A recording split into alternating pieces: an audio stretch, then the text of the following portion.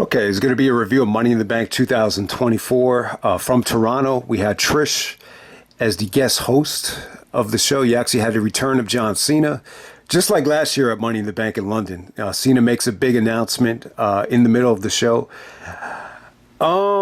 Yeah, good show, man. I mean, everything was pretty much, really good. I mean, there was really nothing bad on here. Definitely one of the more consistent shows of the year. Definitely another, really consistently solid Money in the Bank pay-per-view. I mean, it's tough to screw this show up. I mean, it really is. I think the format definitely does result in, quality shows. Even going back to 2010, I mean, how many of the Money in the Bank pay-per-views have been bad? I just don't think you've had that many where you can classify it as a bad show. So it's another quality show. But let's get right down to it. First match tonight, we had Drew McIntyre, Andrade, Carmelo Hayes, Chad Gable, Jey Uso, and LA Knight. This is the men's Money in the Bank ladder match to open up the show, just like they did last year. That was Damien Priest cashing in the opener last year. This time, Drew McIntyre predictably, wins the Money in the Bank. Yeah, I mean, I think it was definitely predictable. I thought it was a quality match, but I kind of knew Drew was going to win this thing. There was just nobody in this match that I could see, holding the championship, later on this year or cashing in to win the championship. See, the problem with Jey Uso and LA Knight is it just doesn't feel like a babyface thing to do, for them to cash in. And I think Triple H, and I think everybody knows, most guys don't want to win, in this fashion. But I like the fact that Drew won it. This way, you get it over with now. And there we go with that. But in terms of the actual match, I mean, obviously, I thought it was really good. It was definitely fun. In terms of athleticism, I thought Carmelo really stole the show. I mean, he did some crazy stuff out there. He took some questionable bumps, but he did some really cool stuff as well. I mean, the springboard Spanish fly to Andrade on the ladder was pretty damn sweet. I mean, that was really sweet. Andrade had another, really, incredible spot out there. I can't remember what exactly it was, but I just remember Andrade did something, breathtaking. Jey and LA Knight, were kind of like the sports entertainment baby faces of the match. I mean, they kind of did their thing out there. Jey got a really good pop. He was on the cover. He actually comes out first. But I'll tell you what, the reaction for LA Knight is just not where it was, last year. Last year in London, he was the most over guy in the match. I can't say that was the case here, but, it wasn't, his performance was not bad. Chad Gable definitely got a lot of heat. It was almost like a mixture of Kurt Angle heat with the "you suck" stuff coming down to the ring. And then, during the match, it's almost like John Cena heat where they were chanting, "You still suck," even though he busted out some, incredible stuff out there. I mean, he tried to do the chaos theory off the ladder. He tried to do that German off the ladder, almost like an Angle and Benoit off the top rope German, only this time from the ladder. I thought he was going to hit it, but actually he did not hit it. But yeah, Chad did some great stuff out there. There's even a sequence here where he's actually hanging from the briefcase with no ladder underneath. You haven't seen that in a long time. That's like a Jeff Hardy, type of bump right there. But, Drew was, impressive in the beginning. Him and Jey Uso had a pretty nice stare down. Drew did some crazy stuff in the beginning, but then you pretty much didn't see him until the end here. So, Jey Uso's actually going up for the belt, and Drew throws the ladder into him like it's a javelin, as Michael Cole pointed out. And Drew McIntyre wins the men's Money in the Bank, and he's going to try to cash in later on in the show. So we'll see how that plays out. Next up, you had Sami Zayn taking on Bron Breakker for the Intercontinental Championship. Yeah, definitely a solid match. Good video package too. Bron was saying that, Sami's, had a great career, main event of WrestleMania. He's been there for like almost over 10 years now, which went by pretty fast. It's hard to even think about that. But, Bron was just saying that, Sami doesn't need the Intercontinental Championship at this point of his career. And that, someone up and coming and hungry and fresh like him needs the IC title. So you had a good storyline here.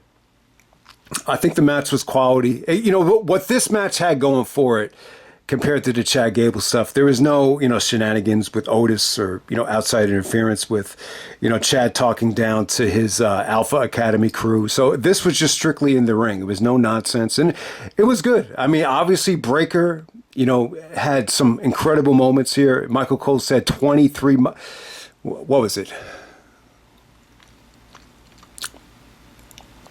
Was it 23 miles an hour? The way he was running the ropes here, Jesus Christ. I mean, it looked sweet. But then, it busted out the Frankensteiner. There was some really nice,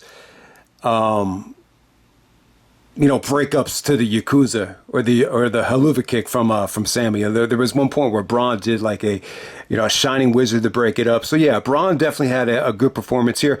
But the crowd was kind of weird here though. Like this did not feel like the typical, Toronto crowd, from the Ruthless Aggression era. I mean, Sami got a good ovation. I mean, they're in Canada. But it wasn't like overwhelming. And it's funny back in the the day, I mean, Toronto had the reputation of cheering heels, whether it be Angle, whether it be Hogan, whether it be, Randy Orton.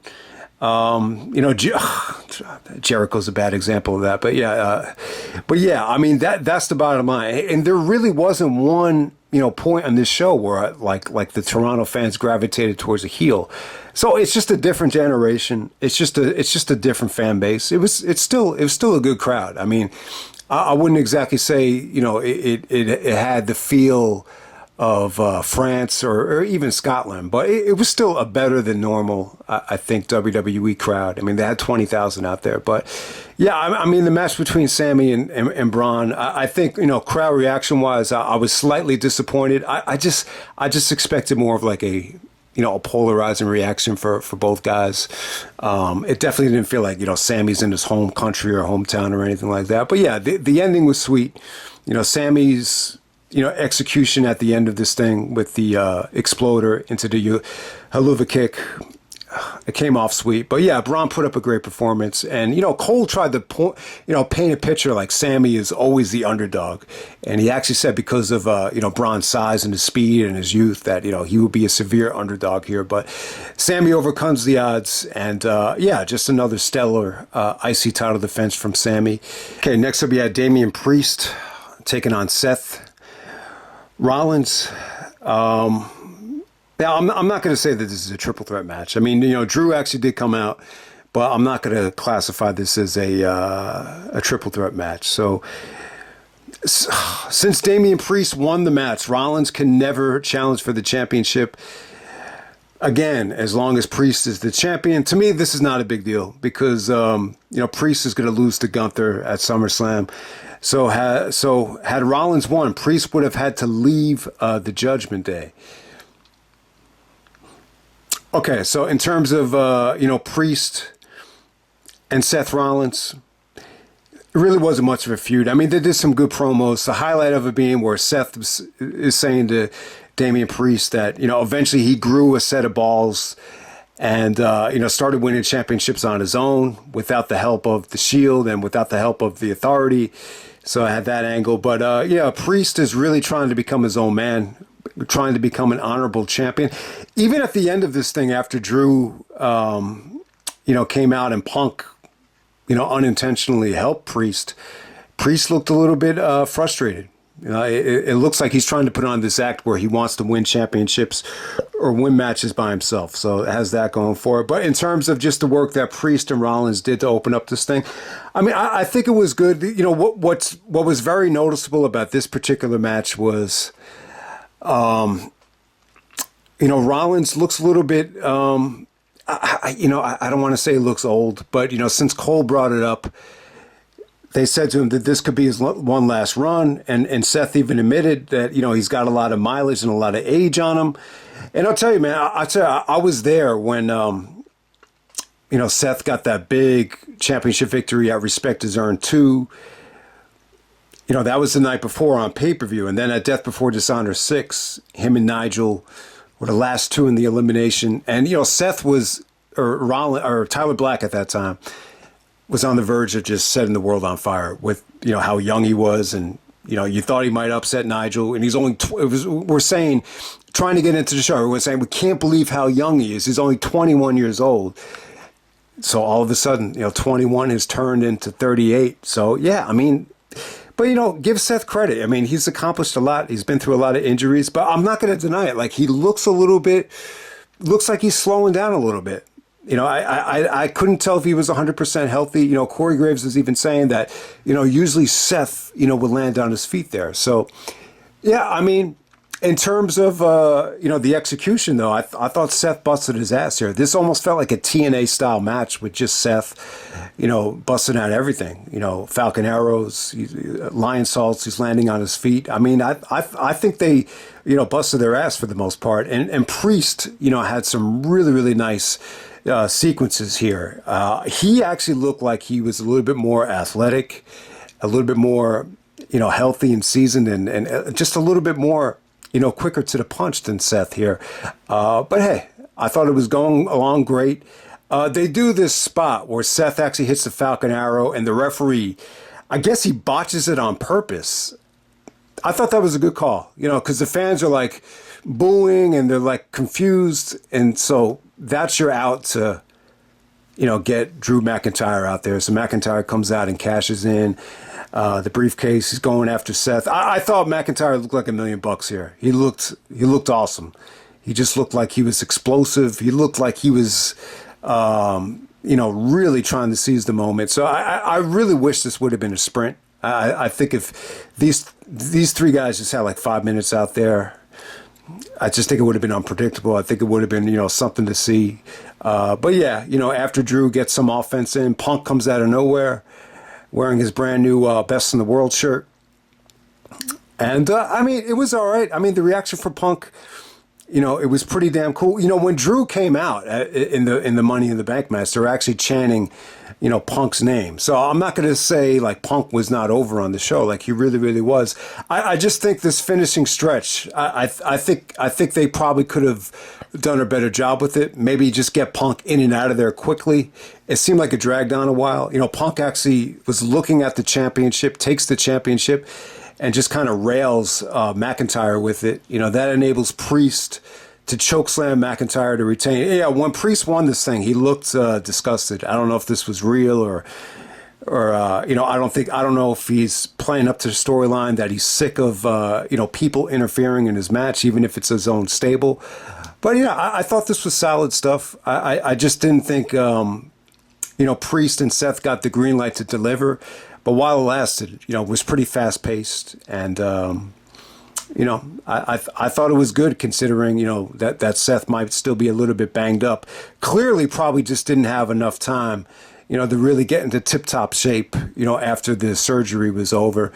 But yeah, we're gonna move on to the women's Money in the Bank ladder match. We got Tiffany Stratton taking on Chelsea Green, Io Sky, Lyra, Valkyria, Naomi, and Zoey Stark. Really, really good women's match. I thought this got off to a rough start. I thought there was just some really awful crash and burns from Zoey. Like there was a sequence here where she tried to do a flip and missed the ladder and landed on her head on the ladder. It was just really, really, you almost just felt bad for her. But they turned this thing around. Chelsea was definitely the most over girl here. I guess because she's from Canada. I can't remember what part of Canada she's from. Corey Graves did make the point that, she doesn't live anywhere near Toronto, but for some reason, the fans still are gravitating towards Chelsea, almost like a Bret Hart thing. Even though he's not from Montreal, he became one of Montreal's own. But Canadians support Canadians, which is well documented. So Chelsea was definitely the most over girl out there. Yeah, I mean, a great moment for Chelsea. I would definitely say this was the highlight of her WWE career so far. I just remember her and Cody were on the All In pre-show, just cutting promos and some behind the scenes stuff. So it's amazing when you look at how far they are right now compared to the original All In show. So shout out to Chelsea Green. She was definitely the star of the match in terms of charisma and in terms of just creativity. I'll definitely say that. But yeah, I mean, as the match went on, you just saw a lot of creativity. You saw some stuff that you just hadn't seen in a long time, or stuff that you've never seen before. Naomi does her signature split. She had the two ladders set up, and then she ended up doing the Van Dam split into a DDT. I thought that was pretty sweet. Lyra, had some really nasty, took some nasty bumps out there. She actually took a one-handed power bomb from Zoey. That was pretty damn cool. Who took the biggest bump of the match? It was Io Sky actually did like a Michinoku driver, the Zoey Stark, off the ladder through another ladder. Yeah, Michael Cole lost his shit on that one. It seemed like they're doing like this reaction thing with Cole now. I don't know if I'm crazy about it, but I guess these YouTube reactions are kind of catching on, and even WWE's kind of picking up on it. So yeah, but Tiffy was pretty over out there. There were a lot of people that wanted to see Tiffy win this thing.